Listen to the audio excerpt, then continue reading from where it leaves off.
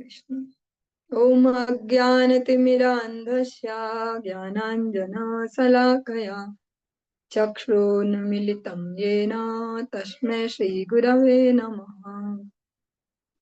वन्देऽहं श्रीगुरो श्रीयुतपदकमलं श्रीगुरुन् वैष्णवांश्च श्रीरूपं साग्रजातं सगणरघुनाथान्वितं तं सजीवं साद्वैतं सावधूतं परिजनसहितं कृष्णचैतन्यदेवं श्रीराधा कृष्णपादान् सहगणललिता श्रीविशाखान्वितांश्च वृन्दाय तुलसीदेव्ये प्रियाय केशवस्य च कृष्णभक्तिप्रदे देव्ये सत्यवत्ये नमो नमः। वाञ्छाकल्पतरुभ्यश्च कृपा सिन्धुभ्य एव च पतितानां पावनेभ्यो वैष्णवेभ्यो नमो नमः। जय श्री कृष्ण चैतन्य प्रभु नित्यानंद श्री अद्वैत गदाधर श्रीवासादि गौर भक्त वृंद। हरे कृष्णा कृष्णा कृष्णा हरे हरे, हरे राम राम राम हरे हरे। सर्वप्रथम भगवान के अभिन्न प्रकाश विग्रह श्री गुरुपाद पद्म पूज्य पात्र दंडी स्वामी अष्टोत्तर सत्सिद्ध भक्ति प्रसाद विष्णु गोस्वामी गुरुदेव महाराज के पावन श्री चरण कमलों में असंख्य कोटि दंडवत ज्ञापित करते हुए उनकी अहेतु की कृपा प्रार्थना करती हूँ। वे अपनी कृपा वर्षण करें जिससे निज कर्ताभिमान भाव को छोड़कर एकमात्र उनकी वाणी के वाहक के रूप में अपना परिचय दे सकूं। परम गुरुदेव नित्य लीला कृष्ण विष्णुवास श्रीमद भक्ति रहित माधव गोस्वामी महाराज परमेष्ठि गुरुदेव जगत गुरु भक्ति सिद्धांत सरस्वती गोस्वामी ठाकुर प्रभुपाद व समस्त गुरु परंपरा जयुक्त हूँ। सपार्षद श्रीमन नित्यानंद प्रभु श्री गौर हरि वृंदावन बिहारी राधा गोपीनाथ भगवान जयुक्त हूँ।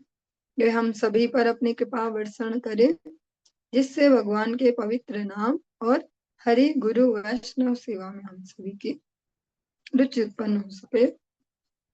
प्रातःकालीन कक्षा में हम श्रवण कर रहे हैं ग्रंथ राज श्रीमद भागवतम के अंतर्गत एकादश स्कंद 11वां स्कंद अभी हम श्रवण कर रहे हैं और इसका 22वां अध्याय इसके अंतर्गत आज 43वें 43 नंबर श्लोक से आज हम प्रारंभ करने जा रहे हैं। ओम नमो भगवते वासुदेवाय, ओम नमो भगवते वासुदेवाय, ओम नमो भगवते वासुदेवाय। भगवान श्री कृष्ण उद्धव जी को जो उपदेश कर रहे हैं उसके अंतर्गत हम भौतिक सृष्टि के तत्वों की गणना इस अध्याय को श्रवण कर रहे हैं।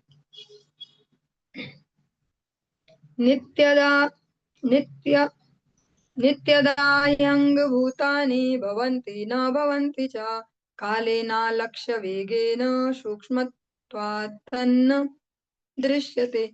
हे उद्धव, भौतिक शरीर काल के अदृश्य तीव्र वेग से निरंतर उत्पत्ति तथा विनाश को प्राप्त होते रहते हैं, किंतु काल की प्रकृति सूक्ष्म होने के कारण उसको कोई देख नहीं पाता। जो समय का जो चलना है, समय की जो गति है उसको कोई देख नहीं पाता। उसके चलते हमारे जीवन में इतने अधिक परिवर्तन चलते हैं यार, उस समय को कोई नहीं देख पाता। यथार्चिषां श्रोत्रसां फलानां वा वनस्पतेः तथैव सर्वभूतानां वयोवस्थादयः कृता। समस्त भौतिक शरीरों के रूपांतर की विभिन्न अवस्थाएं उसी तरह बदलती रहती हैं जिस तरह दीपक की लौ, नदी की धारा या वृक्ष के फल बदलते रहते हैं। सोयम दीपोर्चिषां यद्वत् स्रोतसां तदिदं जलम सोयम पुमानि तीर्णां मृषा गीर्धिर्मृषायुषाम्। यद्यपि दीपक की ज्योति में प्रकाश की असंख्य किरणों का सृजन रूपांतर और क्षय, उनका नष्ट होना निरंतर होता रहता है। किंतु मोहग्रस्त व्यक्ति जब इस प्रकाश को देखता है तो वह ये झूठी बात कहेगा कि यह दीपक का वही प्रकाश है। जब मनुष्य प्रवाहित नदी के जल को देखता है जो निरंतर बहकर आगे बढ़ता जाता है, तब वह किसी एक बिंदु को देखकर मूर्खता पूर्वक यह कह सकता है कि यह नदी का वही जल है। इसी तरह यद्यपि मनुष्य का भौतिक शरीर निरंतर परिवर्तित होता रहता है, किंतु जो लोग अपने जीवन को व्यर्थ गंवाते हैं वे झूठे ही यह सोचते हैं और कहते हैं कि शरीर की प्रत्येक अवस्था उस व्यक्ति की असली पहचान है। इसको सरल भाषा में कैसे समझे? जैसे हम सभी बचपन से ही शीशा देखते आ रहे हैं ना, दर्पण देखते आ रहे हैं, लेकिन हमें कभी ऐसा लगता है कि ये तो मैं नहीं हूँ? ऐसा नहीं लगता। और फोटोज देखिए अपने अलग अलग एज ग्रुप के, तो बिल्कुल ही अलग अलग है भाई, इसमें तो हमारी शक्ल और रूप रंग सब कुछ ऐसा, लेकिन हमें पता नहीं चल रहा है कि वो बदल, हम उस शरीर से अपनी वैसी पहचान समझते जैसा बचपन से समझते आते हैं। हाँ? कभी हमको ये तो नहीं लगा ये मैं नहीं हूँ भैया जो शीशे में दिख रहा है, को हमेशा ही मैं वही लगता है जो हम शीशे में देखते हैं बचपन से। और वो जो फोटोग्राफ्स है वो बताती है कि तब मैं ऐसा था, तब मैं ऐसी थी, ऐसा ऐसा। सरल भाषा में ऐसी समझ पाएंगे इसको, जो समय का परिवर्तन है उसको। जैसे दीपक की ज्योति का यहाँ पे उदाहरण दिया, आजकल हम सभी दीपदान कर रहे हैं और ऐसे भी दीपदान करते हैं ठाकुर जी का। जो दीपक की ज्योति है उसमें असंख्य किरणें हैं, असंख्य कण हैं, हम नहीं देख पा रहे उन्हें, हमें ऐसे दिख रहा है कि दीपक जल रहा है ऐसे, पर उसमें कितने नए कण सृजित हो रहे हैं, कितने कुछ कण मरते जा रहे हैं, नया ऐसा सब चल रहा है। ऐसे नदी का उदाहरण लिया कि हम एक जगह पे नदी को ऐसे देख रहे हैं, नदी तो चलती रहती है लगातार, पर हमको उस एक जगह पे वो पानी वैसा ही दिख रहा है, और हम ऐसा कह देते हैं सामान्यतः कि ये तो वही पानी तो है, ये ऐसा, जैसे शीशे में देख के अपनी मिरर इमेज हम वही तो है ऐसा। यह इस बात को यहाँ पे थोड़ा समझाने का प्रयास किया जा रहा है कि जो आध्यात्मिक जीवन के प्रति कैसे कह सकते हैं, सचेत नहीं होते, जिनको नहीं पता कि आध्यात्मिक भी कुछ जीवन होता है, जीवात्मा कुछ होता है, भगवान कुछ होता है, मनुष्य जन्म कुछ होता है, वो किस लिए मिला होता, ऐसा ऐसा जिनको ये सब नहीं है पता, और जो इसको ऐसे ही देखते कि हम हैं, अभी हम छोटे हैं, अब हम बड़े हुए, अब हम ऐसा, अब हमारा ऐसा लक्ष्य है, अब रुपया पैसा, अब ये सब ठीक ठाक होना चाहिए, वो सब जो भी, तो वो उनको यही लगता है कि मैं यही तो हूँ। शरीर जबकि निरंतर परिवर्तनशील है, लेकिन वो इस शरीर में मैं ही पहचान मान के चलते हैं, जो आध्यात्मिक जीवन के प्रति सचेत नहीं है। जबकि हर क्षण ये जीवन परिवर्तित हो रहा है, जो जो बुद्धिमान मनुष्य होते हैं इस परिवर्तन को देख पाते हैं और सजग भी रहते हैं। तभी तो हम ऐसा तभी तो ऐसी परंपरा बनी है कि इस अवस्था में तो मैच्योर हो जाना चाहिए आदमी को, इसमें तो दिमाग ज्यादा नहीं होता ना, छोटे बच्चे ऐसे, ये इसमें तो पूरे परिपक्व, इसमें बूढ़ापे में तो भैया सबसे ज्यादा बुद्धिमान हो जाना चाहिए ऐसा। वो इसीलिए है, जो इस परिवर्तनों को समझ पाते हैं उनके द्वारा ही वो फिलॉसफीज ऐसी हमारे माइंड तक आई हैं, धीरे धीरे धीरे ऐसे करते करते, क्योंकि परिवर्तनों को देख पाते हैं। जो इस परिवर्तन को इस प्रकार से नहीं देख पाते, वे इस शरीर के प्रति मैं बुद्धि करके हमेशा जड़ भाव से केवल उस शरीर को ही प्रसन्न करने में लगे रहते हैं। माँ स्वस्य कर्म बीजेन जायते सोप्ययम् पुनः पुमान् म्रियते वा मरो भ्रांत्या यथाग्निर्दारु संयुतः। मनुष्य न तो पूर्व कर्म के बीज से जन्म लेता है, न ही अमर होते हुए वह मरता है। मोह के कारण जीव जन्म लेता और मरता प्रतीत होता है, जिस तरह काष्ठ के संसर्ग से अग्नि जलती और फिर बुझती प्रतीत होती है। ये थोड़ा हायर थीसिस हो गई, क्योंकि उद्धव जी और भगवान ने डिस्कशन कर रहे हैं, जिसको हम जन्म कहते हैं, जिसको हम मृत्यु, उसको यहाँ परिभाषित कर रहे हैं कि मोह के कारण जो शरीरों का परिवर्तन, वही हमें परमानेंट मृत्यु लगती है, और जो नूतन शरीर प्राप्त होता तो लगता अब जन्म हो गया, जबकि हमेशा से ही वो जीवात्मा है, ना उसका कभी जन्म हो रहा है ना मृत्यु हो रही, केवल स्थानांतरण हो रहा है, ट्रांसफर हो रहा है बस एक शरीर से दूसरे में। निषेक गर्भ जन्मानि बाल्य कौमार यौवनम वयो मध्यम जरा मृत्युरित्यवस्थास्तनोर्नव। गर्भ स्थापन, गर्भ वृद्धि, जन्म, बाल्यावस्था, कुमारावस्था, युवावस्था, और जो एक मैच्योर अवस्था होती है वयस्क, फिर बुढ़ापा तथा मृत्यु, शरीर की ये 9 अवस्थाएं हैं। 9 अवस्थाओं से गुजरकर प्रत्येक शरीर आगे बढ़ता है। एता मनोरथ मयिर्हान्यस्योच्चा वचास्तु नः गुणसंगादुपाते क्वचित् कश्चित् जहाति च। यद्यपि भौतिक शरीर आत्मा से भिन्न है, किंतु भौतिक संगति के कारण उत्पन्न अज्ञान से मनुष्य झूठे ही अपनी पहचान उच्च तथा निम्न शारीरिक अवस्थाओं से करता है। कभी कभी भाग्यशाली मनुष्य ऐसी मनोकल्पना को त्यागने में समर्थ होता है। कोई बिरले ही जिन पे भगवान की कृपा हो जाए वह इसको समझ पाते हैं कि हम ये शरीर नहीं है, इसकी जो बार बार ये बदलती अवस्थाएं ये मेरी अवस्थाएं नहीं है। आत्मनः पितृपुत्राभ्याम नुमेयो भाव भवाप्यय न भवाप्यय वस्तु नाम विज्ञो द्वयलक्षणः। अपने पिता या पितामह की मृत्यु से मनुष्य अपनी मृत्यु का अनुमान लगा सकता है, और अपने पुत्र के जन्म से वह अपने जन्म की अवस्था समझ सकता है। इस तरह जो व्यक्ति यथार्थ रूप से भौतिक शरीरों की उत्पत्ति तथा विनाश को समझ लेता है वह इन द्वैतों का पात्र नहीं रह जाता। भगवान जिस स्थिति को यहाँ पे वर्णन कर रहे हैं ये वैसे प्रासंगिक रूप से बहुत ही मुश्किल है मनुष्यों के लिए इसको रियलाइज कर पाना, क्योंकि जिस प्रकार से हमारा परिवेश होता है, जैसी कंडीशनिंग है जन्म से बचपन से, इस प्रकार से कोई नहीं देखता। ऐसा कभी किसी को लगता तो नहीं है कि कोई छोटा बच्चा जन्म लेता ओ हमने भी ऐसे ही लिया था, हम भी इतने ही थे तो आज हम इतने कैसे हो गए।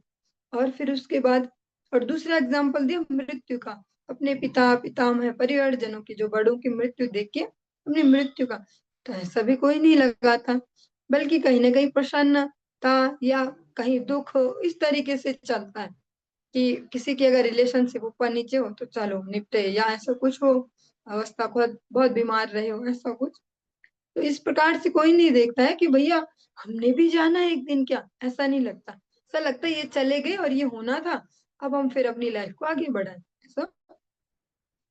लेकिन भगवान तो अपने स्तर से बात करेंगे, वो कहते हैं कि भैया जो जीवात्मा है वो ऐसा देख के अपने सम्मुख जो अपनी नेक्स्ट पीढ़ी है उसके जन्म को देखकर अपने जन्म की स्थिति को समझ सकता है, और जो अपने से पहली पीढ़ी थी बड़ी उनकी मृत्यु से अपनी मृत्यु का आकलन कर सकता है कि हमने भी जाना है। तो जो इस प्रकार से समझ ले भगवान कहते हैं इस जन्म मृत्यु को, तो फिर उसके लिए इस जगत में ज्यादा फंसना नहीं रहेगा, वो फिर भौतिक जगत में ज्यादा नहीं उलझेगा। तरोर बीज विपाकाभ्याम यो विद्वा जन्म संयमो तरोर्विलक्षणो दृष्टा एवं दृष्टा तनो पृथक। जो व्यक्ति बीज से वृक्ष को जन्म लेते देखता है और परिपक्व अवस्था प्राप्त करने पर उस वृक्ष की मृत्यु को भी देखता है, वह निश्चित रूप से वृक्ष से पृथक रहकर स्पष्ट साक्षी बन जाता है। इस तरह भौतिक शरीर के जन्म तथा मृत्यु का साक्षी शरीर से पृथक रहता है। एक और एग्जाम्पल दिया जो हम अधिकतर देखते हैं, कोई चाहे किसी के पास बगीचा हो या गमला हो, कोई पौधा लगाते, कोई बीज बोते हैं, फिर पौधा हुआ, फिर वो बड़ा हुआ, जिस भी फल फूल का वो हो उसने वो दिया, उसके बाद उसका उसकी मृत्यु हो गई। एक प्रकार से भगवान कह रहे हैं इस पौधे से भी सीखा जा सकता है। और जो साक्षी भाव से केवल विटनेस होके उसके अंदर घुस के नहीं, उस सुख दुख को झेल के नहीं, बाहर से उसको देखकर स्थिति समझ पाए, तो वह भी जीव भौतिक शरीरों का जन्म लेना और उनका मृत्यु को प्राप्त करना इसको समझ पाएगा एक साक्षी भाव से। अभी जो हम शरीरों के जन्म और मृत्यु को देखते हैं वे उसमें घुस के ही देखते हैं, चाहे वो हमारा हमारा जन्म हमारी मृत्यु उसमें भी हम घुसे हुए हैं, चिपके हुए हैं। किसी अन्य का भी आसपास हो रहा है तो उसमें भी हम घुसे हुए चिपके हुए हैं। बाहर से नहीं देख पा रहे, एक विटनेस बन के, साक्षी बन के। भगवान उन्हीं परिस्थितियों का वर्णन करे कि साक्षी भाव से देख पाए। पर ये बहुत मुश्किल है इस भौतिक जगत में, और जिस प्रकार से भौतिकता की अब अंधी बाढ़ है इसमें और ज्यादा मुश्किल है। इसमें एकमात्र जो भगवत जन है, ऐसे शुद्ध वैष्णव भक्त हैं, उनके कृपा से ही इसको लाभ किया जा सकेगा। भले ही हम पढ़ लें ऐसे इतने हायर हायर थीसिस, पर इसको अप्लाई करना किसी जीवात्मा के स्वयं के बस की बात नहीं है। कितना समझ ले और ऐसे समझ के फिर साक्षी भाव से जितना जरूरी है उतना लो, और ऐसे मैं तो जाना ही है एक दिन, ऐसे तैयारी करते चले, हर दिन मरने की तैयारी करते चले, तो ये प्रैक्टिकली एप्लीकेबल नहीं है बिना किसी साधु वैष्णव के कृपा के। और वो कोई डरावना सा नहीं है ऐसे कि मृत्यु की तैयारी करना हर दिन। वो तो एक प्रकार से प्रसन्नता पूर्वक है कि हाँ भैया बिना झंझट के जाएंगे। क्योंकि ऐसा हम सुन तो सकते हैं कि अंत काले च मामे वो, पर ये होना तो हमारे हाथ में नहीं है, क्योंकि हमारी उतनी उच्च दशा नहीं है। क्या अभी भी हमें हर बात पे ठाकुर जी याद आ जाते हैं कि कुछ भी हो तो अचानक ठाकुर जी का नाम? अगर ऐसी प्रैक्टिस है तभी हो पाएगा कि तब भी अचानक अब ठाकुर जी भी शरीर छोड़ रहे हैं, अब आपके पास आते हैं, तब बोलेंगे कि हरे कृष्णा ऐसा। और प्रैक्टिकली बहुत मुश्किल है। उसी के लिए जो भगवान के भक्त जन है उनका अनुगत्य अ, अति आवश्यक है। उनके अनुगत्य में ही प्रैक्टिस प्रैक्टिकली हो पाएगी, वरना वो हमारे लिए कुछ अलग से ही है। भगवत भक्ति जो है वो मनुष्यों के लिए अलग से कुछ है, एडिशनल कुछ जीवन में, कि हाँ इसको करने से सुख शांति रहती है, दिमाग हल्का रहता है, सुख समृद्धि आती है, घर में सब अच्छे से बढ़ते हैं, वो ऐसा हो गया ही। मतलब उसको भी हम एक प्रकार से यूज करते हैं अपने भौतिकता बढ़ाने में। पर अगर साधु वैष्णव के शरण में रहेंगे तब यथार्थ में जो भागवत जी के जो संदेश है, उपदेश है, इनको तब यथार्थ रूप से समझ पाएंगे। ऐसे अपने आप से रट के पढ़ के ऐसे हमने अ, दो चार शब्द जाल तो बुन लिए, पर समझना अत्यंत मुश्किल है। प्रकृतेरेवमात्मानम् अविविच्य बुधा पुमान् तत्त्वेन स्पर्श सम्मूढ़ संसारम प्रतिपद्यते। अज्ञानी व्यक्ति अपने आप को भौतिक प्रकृति से अलग न समझ पाने के कारण प्रकृति को सत्य समझता है। इसके संपर्क से वह पूर्णतः मोहित हो जाता और संसार चक्र में प्रवेश करता है। जो अज्ञानी व्यक्ति, और जिसको यहाँ पर अज्ञानी व्यक्ति कह रहे हैं, 99.9 जनसंख्या यही है, हम सब भी लगभग इसी कैटेगरी में है। जिसको भगवान ने इतने इजीली कह रहे अज्ञानी व्यक्ति। इसीलिए कलयुग थोड़ा अलग हटके है, और यहाँ के लिए अलग से फॉर्मूले भी बने। अन्य युगों में इतना डाउनफॉल नहीं था जीवात्माओं के मानसिक स्तर का, उनके अनुभूति का। सत्य युग में तो सबसे उच्च लेवल पे सभी नॉर्मली सभी जानते थे कि हम भगवान के अंश से, हमें भगवान के पास जाना और जीवन में भौतिकता में ज्यादा नहीं घुसना, वे इजीली डिटैच्ड भी हो पाते थे। तभी हम सुन पाते कि महाराज भरत इतना बड़ा साम्राज्य, इतने ज्यादा पुत्र और इतना पूरा परिवार और ऐसा धन धान्य सब छोड़ के बिना दुखी हुए खुशी से भगवत आराधना के लिए जाते हैं। आज के समय में तो बहुत मुश्किल है, बहुत मुश्किल क्या असंभव ही है। ऐसा कैसे कर पाएगा कोई कि भैया ऐसे कैसे हाथ काट के दे दें, या जो जो भी डायलॉग्स होते हैं ऐसे, ऐसा कैसे? और है भी वो समय भी ऐसा ही है, ऐसा हो भी नहीं सकता एप्लीकेबल फॉर्मूला। तो बिल्कुल एकनिष्ठ कोई हो जाए शुद्ध भाव ऐसे भक्त, तभी हो पाएगा। तो जो कलयुग है इसमें विशेष प्रकार से अलग ही मानसिक स्थिति है जीवों की, इसीलिए इसमें बहुत सरलता में फॉर्मूला दिया। नाम जप दिया, भगवत भक्तों की संगति, उनकी संगति में भगवान का नाम कीर्तन, इतना ही इसमें, और उनकी सेवा यथा योग्य जो हम अपने इंद्रियों से मन वचन कर्म से कर पाए। भगवान कहते हैं अज्ञानी व्यक्ति अपने आप को भौतिक प्रकृति से अलग न समझ पाने के कारण प्रकृति को सत्य इसके साथ ही चिपके पड़े हैं। जब से हमने जन्म लिया है हम जो कुछ भी देखते हैं, चाहे शरीर देखा, अपना आसपास देखा, उस सबसे फुल्ली अटैच्ड होते हैं, उस सबसे ही चिपके पड़े हैं। उसके हिसाब से ही सुखी होते हैं, उसके हिसाब से दुखी होते हैं जो भी आसपास है। तो इसी वजह से वो संसार चक्कर में घूमते ही रहता हमेशा। हजारों से तो सारे जीवन भर में हम हजारों लोगों से दुश्मनी कर लेते हैं। दुश्मनी मीन्स वो नहीं है कि हम जान के खून के प्यासे जो डायलॉग से ऐसा वैसा नहीं। दुश्मनी मीन्स ये वैसा है, ये तो बढ़िया आदमी नहीं है, ये वैसा वैसा। तो ऐसे जो ये मानसिक लेवल पे जो झगड़ा है वो हजारों से कर लेते हैं, कोई बहुत बड़ी संख्या नहीं है, हजारों से भी ज्यादा से कर लेते हैं। ऐसे हजारों से दोस्ती, किसी के लिए हम अच्छा सोच रहे तो उससे दोस्ती तो हो गई, चाहे वो कोई सो कॉल्ड सेलिब्रिटी हो किसी फील्ड का, बहुत पसंद है हमें, वो बहुत फेवरेट है मेरा वो, ऐसे तो उससे हमने दोस्ती कर ली, एक राग उत्पन्न कर लिया ऐसे। तो ये जो राग द्वेष की ये बहुत बुरा आदमी है, किसी ने बोला कि ये बहुत बुरा, तो मैंने भी समझ लिया ये बहुत बुरा, ऐसा ऐसा, हजारों से राग हजारों से द्वेष। तो यही सब चलते रहेगा जब हम इसमें घुसे पड़े, और वो हमारी प्रेजेंट स्थिति भी वैसी है। और फिर ये संसार चक्र चलते रहता, किसी से प्रेम था तो उसको प्रेम को आगे बढ़ाने के लिए दोबारा जन्म लो, या किसी से शत्रुता तो उसकी शत्रुता आगे बढ़ाने के लिए दोबारा जन्म लो, सब चलते रहता है। सत्त्वसंगा दृशीन देवान् रजसासुरमानुषान् तमसा भूतत्रियक्त्वं भ्रामितो याति कर्मभिः। अपने सकाम कर्म के कारण घूमने के लिए बाध्य हुआ बद्ध आत्मा सत्व गुण के संपर्क से ऋषियों या देवताओं के बीच जन्म लेता है। और जो ऐसे भ्रमण कर रहा हो जीवात्मा, अगर सत्व गुण उसका बहुत अधिक है तो वे ऋषियों या देवताओं के मध्य स्वर्ग में, स्वर्ग जाना, वहां जन्म लेंगे। रजोगुण के संपर्क से वह असुर या मनुष्य बनता है। असुर भी रजोगुण में ही बोला, जैसे हमें तो बचपन से ऐसे देखा टीवी सीरियल में, राक्षस ऐसे होते हैं बड़े बड़े से सींगड़ दांत ऐसा, तो मतलब हम कहाँ होंगे ऐसे राक्षस।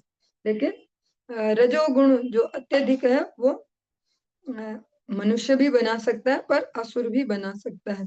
ऐसा नहीं है कि तमोगुण से ही असुर बनेंगे, तमोगुण के लिए तो फिर एक लेवल और आगे बताया गया। तमोगुण की संगति से वह भूत प्रेत या पशु जगत में जन्म लेता है, जो बहुत ही निम्न कैटेगरी के जो पशु हैं से। नृत्यतो गायतः पश्यन् यथैवानुकरोति तान् एवं बुद्धिगुणान् पश्यन् निहोप्यानुकार्यते। जिस तरह नाचते और गाते हुए व्यक्तियों को देखकर कोई व्यक्ति उनका अनुकरण करता है, उसी तरह आत्मा भौतिक कर्मों का कर्ता न होते हुए भी भौतिक बुद्धि द्वारा मोहित हो जाता है और उसके गुणों का अनुकरण करने के लिए बाध्य होता है। बहुत ही प्रैक्टिकल एग्जाम्पल है, हम सब अपने उसमें देख सकते हैं। जब हमारे आसपास कहीं किसी भी प्रकार का अगर म्यूजिक बज रहा हो, तो कहीं ना कहीं हमारे भी हाथ पर ऐसे ऐसे कुछ ना कुछ थोड़ी देर में उस जो बीट है, जो म्यूजिक की वो जो लहर स्वर है, उनमें कहीं ना कहीं तालमेल बिठा लेते हैं, ऐसा ऐसा कुछ शुरू हो जाता है। तो कह रहे हैं कि जो जीवात्मा है, जीवात्मा डायरेक्ट तो कोई कार्य नहीं करता ना, आत्मा तो कोई कार्य नहीं करती डायरेक्ट, कार्य करते हैं ये जो शरीर उसको मिला है बाहर से, और जो उसकी इंद्रियां हैं वे कार्य कर रहे हैं, और जो उसके अंदर एक मन बैठा है वो कार्य कर रहे हैं। आत्मा तो नहीं करता, पर जैसा हम श्रवण कल भी कर रहे थे परसों भी, जो जीवात्मा पर उस पर उसकी छाप पड़ती है। ऐसा नहीं है कि बाहर से तो आदमी कुछ भी करे, किसी का मर्डर करे, कुछ करे, आत्मा तो सदैव शुद्ध है, ऐसा ऐसा नहीं, उसपे भी छाप पड़ती है। तो जो वो छाप पड़ी उस पे, उसके जो कार्यकलाप उस इंद्रियों से उससे सब किया उसने, वह उसके ही गुणों का अनुकरण करने के लिए बाध्य हो जाता है। जिस प्रकार की वो इन इंद्रियों से जिस गुण को के वशीभूत के जो कर्म हो रहे हैं, वैसा ही फिर उस जीवात्मा का भी स्वभाव होते जाता है। रजोगुणी तो फिर रजोगुणी, ऐसे ये जो तीनों गुण हैं इनके अंतर्गत जीवात्मा का भी वो उस पे छाप पड़ती है वो। यथाम्भसा प्रचलता तरवोऽपि चला इव चक्षुषा भ्राम्यमाणेन दृश्यते भ्रमति वभुः। यथा मनोरथ धियो विषयानुभवो मिषा स्वप्न दृष्टाश्च दाशार्ह तथा संसार आत्मनः। हे दासारह, आत्मा का भौतिक जीवन इंद्रिय तृप्ति का उसका अनुभव वास्तव में उसी तरह झूठा होता है जिस तरह शुद्ध जल में प्रतिबिंबित वृक्षों का हिलना डुलना या आंखों को चारों ओर घुमाने से पृथ्वी का घूमना या कल्पना या स्वप्न का जगत होता है। और जो जीवात्मा इस शरीर और इसकी इंद्रियों के चलते जो जो भी मजे लेना चाहता है, जो मजा लेता है वो, हाँ, इसीलिए जिस भी चेतना का जीवात्मा उसी लेवल का मजा लेता है। कई बहुत ही निंदित घृणित कार्य भी करते क्योंकि उन्हें मजा आ रहा है उसमें, ऐसा। लेकिन जो उसका वो अनुभव है कोई परमानेंट नहीं है कि जिसके लिए अपने इतने कर्म फलों को और बढ़ाते जाए, और ये किसी सामान्य व्यक्ति के लिए समझना अत्यंत असंभव है। भगवान के भक्त जिसके जीवन में है वही समझ पाएगा। फिर ऐसा भी नहीं है कि वो कोई बढ़िया ही मनुष्य हो तभी समझ पाएगा भक्ति का। से अनेक अनेक उदाहरण हैं जब बहुत ही कुत्सित गर्हित जीवन जिया जा रहा था पर भगवत भक्तों का प्रवेश हुआ तो परम उन्नत जीवन हो गया। जैसे नारद जी के तो ऐसे अनेक अनेक ऐसे से ऐसे हैं, नारद जी जिनके जीवनों में गए और उनके जीवन बहुत सुंदर हो गए। ऐसे ही वो एक मृगारी करके जो एक प्रसंग हम सुनते हैं कि जिसको बहुत मजा आता था ऐसे अधमरा कर दे जीवों को और उनको तड़पते देखना, उनका खून निकल रहा, वो झटपटा रहे हैं, चिल्ला रहे हैं, उसको बहुत मजा आता था उसमें। नारद जी देखते रहे क्या ये सारे जंगल में सारे रास्ते अधमरे अधमरे, कोई मारे तो मार दे पूरा कि बस ये खत्म, पर ऐसे अधमरे अधमरे आगे चल के देखा तो मृगारी पूछते कि मजा क्या आता है, तुम ऐसा क्यों करते हो, पूरा क्यों नहीं मार देते, मारना है तो पूरा ही मार दो ना, मुझे ना बहुत मजा आता है ऐसे, बाबा जी मुझे बहुत मजा आता है ऐसे कुछ देख के, इनको तड़पते देख। ऐसे लेवल के व्यक्ति को भी वो शुद्ध भक्त बना देते हैं ऐसे। तो ये उनकी क्षमता है, कृष्ण से तो मार कृष्ण दीते पार, भगवान उनके हैं और उनमें ही ताकत है उनको प्रदान करने की। और यही हमारे जीवनों का वास्तविक लक्ष्य और यही सार भी है, से भगवत जनों के चरण शरण में रहना। क्योंकि कभी भी किसी काल में भी हम वो दम्भ करके या सो कॉल्ड कॉन्फिडेंटली नहीं बोल पाएंगे अब हमें कोई नहीं डिगा सकता भक्ति से, अब हम सेट हो गए, फिट हो गए, तो भक्त बन गए हम, अब कुछ नहीं होता, ऐसा कभी नहीं है हमारा। ऐसा श्री गुरुदेव के मुख से कभी कोई ऐसा ही प्रसंग बना, कोई प्रश्न किया था मैंने, आज से लगभग 14 साल हो गए। उन्होंने बहुत स्ट्रांगली बोला कि जीवन के लास्ट क्षण तक प्रयासरत रहना पड़ेगा, ऐसा कभी नहीं होगा अब हम बोले हम फिट हो गए, तुम भक्त हो गए, ऐसे जैसे हम करते हैं अभिमान, पड़ोसी तो वैसे वो वैसा हम तो ऐसे, पर हमारा कोई ये कंफर्म नहीं है कि हम ऐसे ही रहेंगे हमेशा, कभी भी कोई भी नीचे ऊपर सब चलता रहता है। ऐसे अनेक एग्जाम्पल है, इनकी फिर हम बातें बनाते, पहले तो ऐसे थे अब ऐसे हो गए।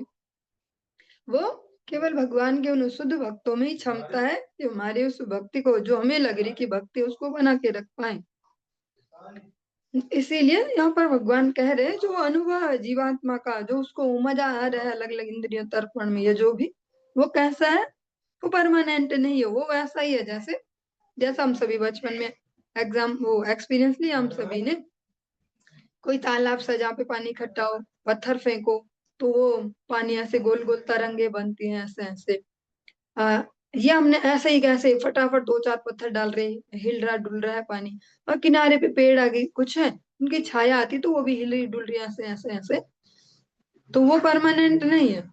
एक ये एग्जाम्पल देते हैं भगवान की वो वैसी है, वो जो जीवात्मा मजा ले रहा है या दुखी ले रहा है ऐसा ऐसा, वो भी परमानेंट नहीं है। दूसरा और बढ़िया एग्जाम्पल ये, जैसे हम आंखें घुमाते हैं ऐसे ऐसे ऐसे ऐसे ऐसे ऐसे, बचपन में करते थे ना खेल, ऐसे देखो कितनी देर तक ऐसे ऐसे, तो तब सब कुछ हिल रहा है आसपास ऐसे, पर वो भी परमानेंट नहीं है।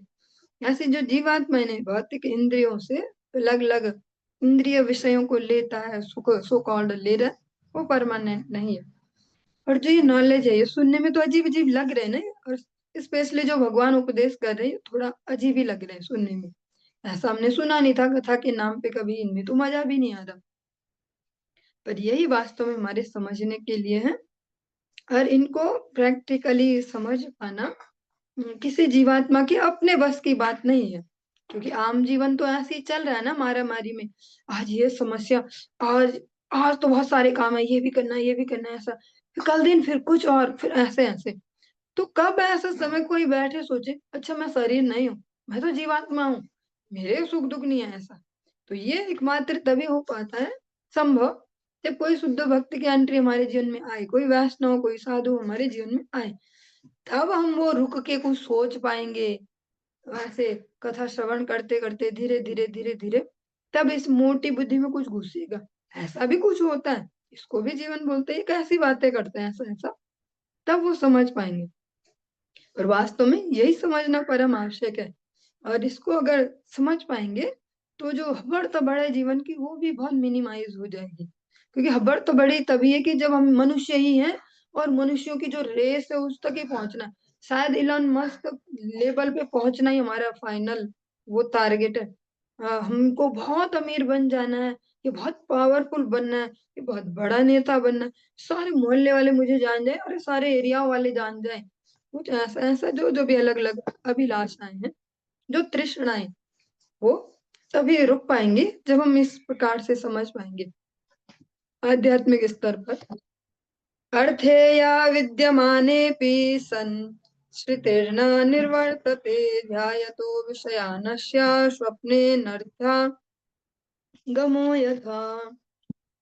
जो व्यक्ति इंद्रिय तृप्ति पर अपना ध्यान जमाए रखता है उसके लिए भौतिक जीवन वास्तविक न होते हुए भी उस तरह हट नहीं पाता जिस तरह स्वप्न के अरुचिकर अनुभव हटाए नहीं हटते। एक और प्रैक्टिकल एग्जांपल, कुछ बहुत सारे सपने हम ऐसे ही भूल जाते हैं, पर कुछ सपने ऐसे होते हैं, प्रत्येक मनुष्य के जीवन में कुछ न कुछ ऐसे स्वप्न होते हैं जिनको भूल पाना असंभव होता है। ऐसा भगवान वैसा ही कह रहे हैं।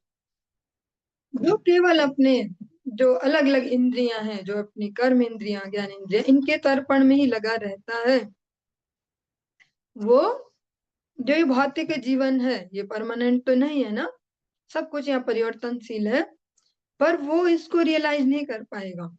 जो केवल अपने अ, अपनी प्रसन्नता में ही लगा रहता है। कैसे?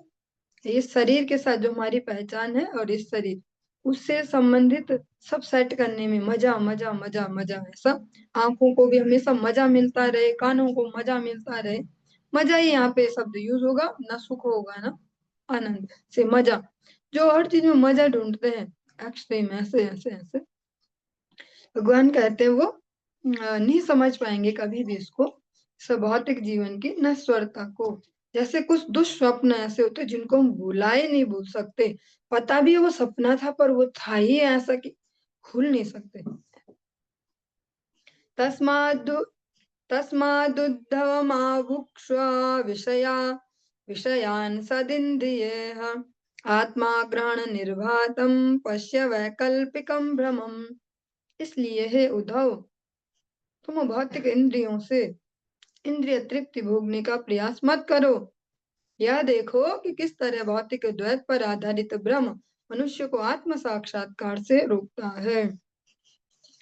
भागवत जी हम श्रवण कर रहे हैं और बार बार स्मरण करते हैं, एक बार फिर से स्मरण करेंगे कि भागवत जी समस्त वैदिक साहित्य का कंक्लूजन है।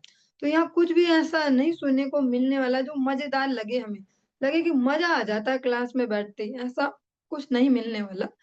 मजा और हर जगह मिलने वाला और तरीके से यह मजेदार नहीं है।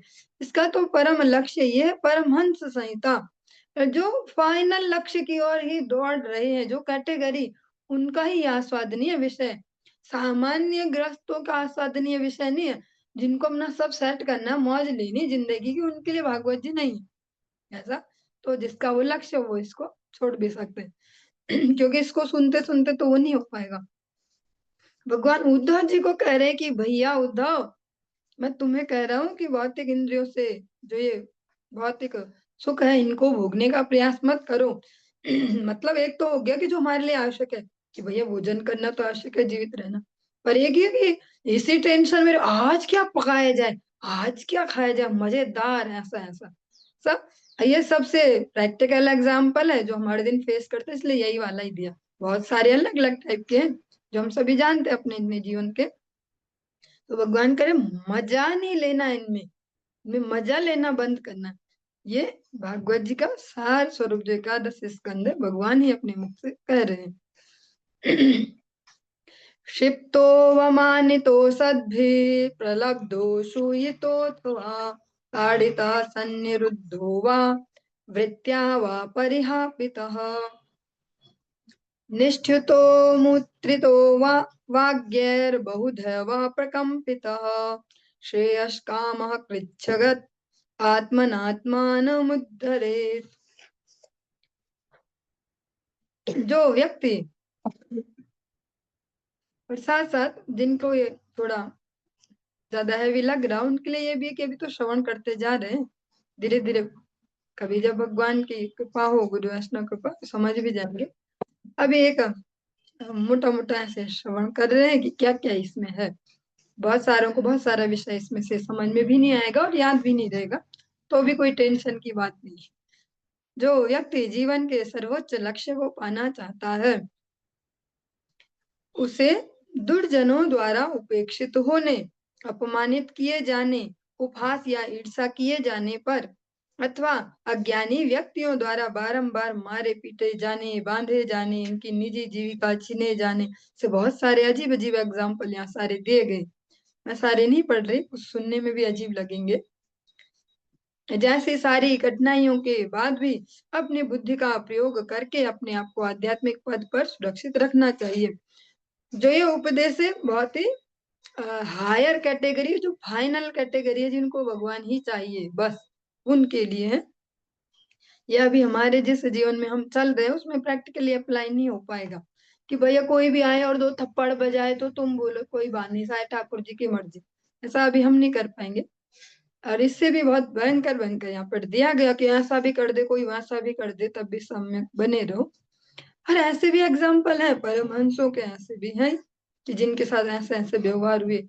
ऐसे नामाचार्य हरिदास ठाकुर का उदाहरण दिया जाता है कि हरिदास ठाकुर जी गंगा जी में नित्य प्रति 2-3 बार स्नान करते हैं। तो एक बार जो उस समय के शासक हैं उस एरिया के, जो सो कॉल्ड जो शासक रहा होगा यवन संप्रदाय से, तो वो व्यक्ति सोचता है ये ज्यादा ही रहता है इसका, ये ऐसा ऐसा, तो उनके ऊपर थूकता है। तो वो ऐसे करके नहीं देखते कि बस अभी आंखों से जला के नीचे गिरा दूं इसको, ऐसा कुछ, या क्या बात है भैया क्यों थूक रहा है, ऐसा कुछ नहीं। वो गए फिर से गंगा जी स्नान कर लिया, आ गए फिर से थूकता है, फिर स्नान कर लिया। और ऐसा कर करके इतनी बार तो मैं बोल भी नहीं पाऊंगी कि फिर थूका, फिर तीसरी बार 108 बार उसने उन पर थूका। थूकते थूकते उसका मुंह थक गया, थूक खत्म हो गया, इतना आ नहीं पा रहा, इतनी जल्दी जल्दी कैसे बनेगा वो थूक भी। पर उन्होंने एक बार भी नहीं बोला उसको कि क्या दिक्कत है भैया, क्या समस्या है, ऐसा भी नहीं बोला। गालियां तो नहीं दी पर आराम से भी नहीं पूछा ऐसा। तो वही जो फाइनल जो स्टेज है उसका ही यहाँ भगवान वर्णन कर रहे हैं। अभी ये हमारे तो शायद अभी लगता नहीं किसी भी जन्म में हो गए ऐसे। हमें तो शॉर्टकट से ही भगवान कहीं घुसाएंगे कि भैया इन्होंने ऐसे वैष्णव का आश्रय लिया तो चलो इनको भी निपटा दो। सब अपने दम पे, हमारे कभी कुछ लगता तो नहीं, अपने पर्सनली कह रही। ऐसे हरिदास ठाकुर जी का जो वो प्रसंग है, और ऐसे बहुत सारे भक्तों के अलग अलग ऐसे शुद्ध भक्तों के, उन्होंने वहां कोई रिएक्ट नहीं किया। जड़ भरत जी का है, उनको वहां गाड़ी ढूंढने में लगा दिया भाभियां, उनको कभी बासी दे रही, कभी 4 दिन का बासी दे दो, कभी ना भी दो, इतना मोटा ताजा नहीं भी खाएगा तो चलेगा, कुछ गालियां दे कुछ करे, उन्होंने भी कोई रिएक्ट नहीं किया। मारने ही लग गया, गर्दन कटने ही वाली है तब भी कोई रिएक्ट नहीं किया। वो कैटेगरी का यहाँ भगवान वर्णन कर रहे हैं, हमारा नहीं। हमारे ये बस सुन सकते हैं कि ऐसे भी कोई कैटेगरी होती है, भैया पता नहीं भैया कैसे होते हैं ऐसे। तो वो सब इतना दुर्व्यवहार भी हो जाए तो भगवान कहते हैं उसको फिर भी अपनी बुद्धि को ऐसे धैर्य से और अपने आध्यात्मिक जो स्तर है उसकी सुरक्षा करनी। ये नहीं कि उसके साथ वो झगड़ेबाजी में लग जाए और उस क्रोध से उससे अपना सब हिलाई डुलाई जो आध्यात्मिक स्तर है ऐसा। श्री उद्धव उवाच अथैवामनुबुद्धेयं वदनो वदतां वर। श्री उद्धव ने कहा, हे श्रेष्ठ वक्ता, कृपा करके मुझे बतलाएं कि मैं इसे किस तरह ठीक से समझूं। उद्धव जी भी पूछ रहे भैया कि ऐसा बताओ कुछ फॉर्मूला जो ढंग से समझ में आ जाए। सुदुस्सहामिमं मन्ये आत्मन्या सदतिक्रमम् विदुषामपि विश्वात्मन् प्रकृतिः बलीयसी ऋते त्वद्धर्म निरतान् शांतांस्ते चरणालयान। हे विश्वात्मा, भौतिक जीवन में मनुष्य के व्यक्तित्व का बंधन अत्यंत प्रबल होता है, अतः अज्ञानी पुरुषों द्वारा किए गए अपराधों को सह पाना बड़े बड़े विद्वानों के लिए भी अत्यंत कठिन होता है। केवल आपके वे भक्त जो आपकी प्रेमा भक्ति में निरत रहते हैं और जिन्होंने आपके चरण कमलों में रहते हुए शांति प्राप्त कर ली है, वैसे अपराधों को सह पाने में सक्षम होते हैं। जो उद्धव जी कह रहे, मैं एक बार फिर से इस हिंदी को रिपीट कर रही हूँ, आप सब सुनिए। हे विश्वात्मा, भौतिक जीवन में मनुष्य के व्यक्तित्व का बंधन अत्यंत प्रबल होता है, अतः अज्ञानी पुरुषों द्वारा किए गए अपराधों को सह पाना बड़े बड़े विद्वानों के लिए भी अत्यंत कठिन होता है। केवल आपके वे भक्त जो आपकी प्रेमा भक्ति में निरत रहते हैं और जिन्होंने आपके चरण कमलों में रहते हुए शांति प्राप्त कर ली है, और ऐसे अपराधों को सहन कर पाने में सक्षम होते हैं। उद्धव जी भी ये बहुत बड़ी सुंदर सी बात है कि जो भी जहाँ हम प्रसंग सुनते हैं ऐसे वार्तालाप, उनमें जो श्रोता होते हैं वो भी कुशल श्रोता होते हैं। वो हाँ जी कैटेगरी नहीं होते, वो हम सबको ध्यान में रखते हुए प्रश्न करते हैं कि भैया सब सुनने वाले तो ऐसे नहीं होंगे ना, उनके लेवल पे भी जाना। तो वो कहते हैं कि भैया ये तो मेरी समझ से परे, जरा ढंग से तो समझा होगा कैसे। फिर प्रश्न भी करते हैं, उसका कंक्लूजन भी देते हैं। सबके बस की बात नहीं होगा ये सब झेल पाना, कि कोई भैया आपके ऊपर मूत्र विसर्जन ही कर दे और आप तभी बोलो हैं मैं भक्त हूँ, अच्छा मैं सहन करता हूँ। ऐसा नहीं हो पाएगा। कोई थूक रहा है, कुछ भी कर दे, पत्थर बजा दे, तभी बोले मैं भक्त हूँ। ऐसे हरिदास ठाकुर ही हो सकते भैया 22 बाजार में बुरी तरह पीटे और बिना गलती के पीटे और जोर लगा के पीटे, फिर मार ही खाते रहे। कोई थूक रहा उनपे, थूकते थूकते वो थक गया, फिर भी कुछ ना बोले। वो ऐसा उद्धव जी बोलते हैं वो उनके ही बस की बात है, वही सहन कर सकते हैं। अब इसमें जो हमारे काम का है, वो अगर मैं अनधिकार चेष्टा ना कर रही हूँ तो अभी मैं यही कह पाऊंगी अभी तक का जो जैसा देखा है जीवन, अभी इतना ज्यादा भी नहीं देखा है, बहुत कम है अवस्था, फिर भी जैसे हम गुरुदेव को अगर देखें, अब इसको ऐसे में भी नहीं लेंगे कि इनके गुरुदेव हैं भैया तो ये तो महिमा ही गाते रहते अपने गुरुदेव की। एक साधु के स्तर पर भी देखे तो उनके अभी तक के जीवन में अनेक अनेक उतार चढ़ाव सब चलता है। हम केवल इस प्रकार से देखते हैं कि साधु हैं, इनको सब सम्मान करते हैं, इनको सब फूल माला देते हैं, प्रणामी देते हैं और ऐसा ऐसा ऐसा सामान देते हैं, पर वो जो दूसरा पक्ष है उसको हम कभी नहीं देख पाते और न्यूज हम तक भगवान पहुंचने भी नहीं देते। पर जिन तक वो न्यूजें पहुंचती है उनकी ही फिर श्रद्धा उतनी प्रबल है कि हाँ जीवन इनके लिए जो यहाँ भगवान कह रहे हैं, ऐसे उनके जीवन में भी अनेक अनेक ऐसे प्रसंग आते जाते रहते और अभी आएंगे भी, क्योंकि वो आएंगे ही। इतने सरल साधु होते, इतने विनम्र होते हुए, इतने दयालु होते हुए उन पे केस कर दिए जाते हैं पुलिस में कि भैया ये तो बच्चे भगाते हैं, ये तो वहां से ऐसे लाते हैं, वो वैसे वैसे।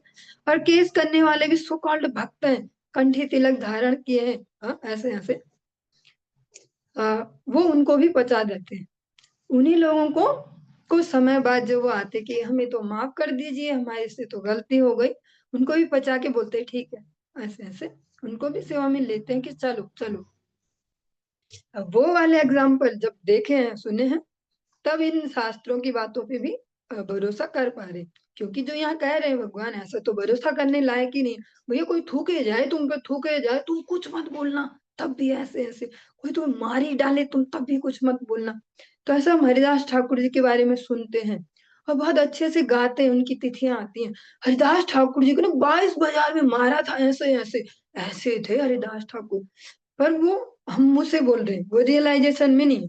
ऐसे हम पे कोई एक थप्पड़ भी बिना बात के बजा दे तो उसको वहीं चार बजा दे चप्पल पकड़ के, ऐसे हिम्मत कैसे हुई तेरी, ऐसे। तो उसको हम ऐसे नहीं समझ पाएंगे।